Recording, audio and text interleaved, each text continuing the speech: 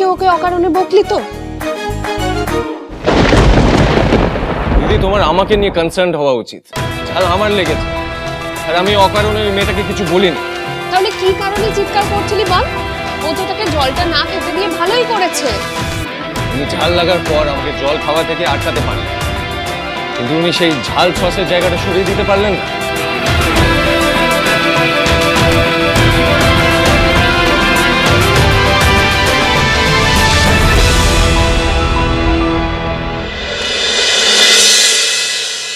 Sir এমন ভাব করলেন যেন আমি ইচ্ছে করে ওনাকে ঝাল খাইছি।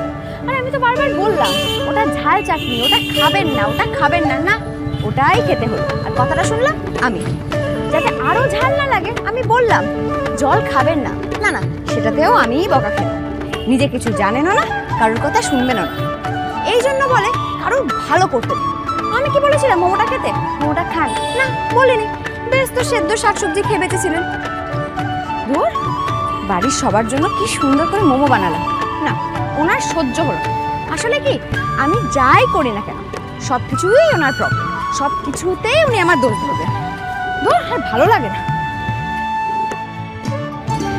অনুষ্কাকে একটা ফোন করি।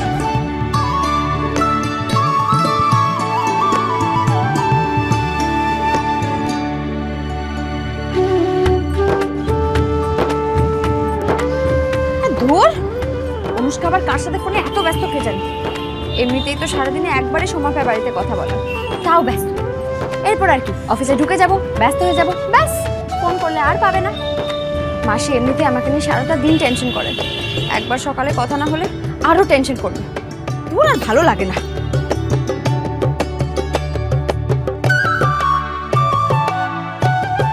ধুর বাবা, কার সাথে এত গল্পে মশগুল কে জানে।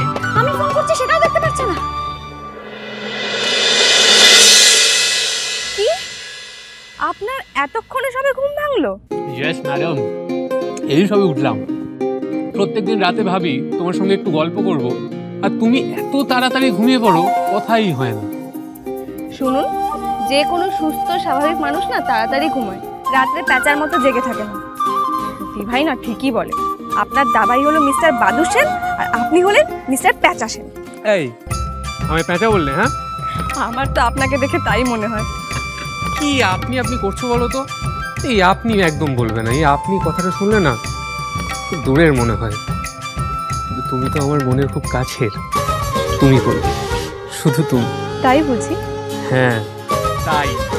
এই জানো, তোমার সঙ্গে এই যে সকাল সকাল কথা বলি না, মনটা একেবারে হ্যাপি হয়ে যায়। এই যে মিস্টার, এটা সকাল নয়, দুপুর। তবে এই সময় ঘুম থেকে উঠলে একটা সুবিধা আছে, ব্রেকফাস্ট করতে হয় না, ডিরেক্ট লাঞ্চ। কিন্তু আজকে আমি ব্রেকফাস্ট এবং লাঞ্চ দুটো একসঙ্গে করছি। এই তোমার দিদি যা অ্যামেজিং একটা মোমো বানিয়েছে না, তুমি খেলে বুঝতে পারতে। এই যে স্যার, পিহু মিত্র হচ্ছে আমার দিভাই।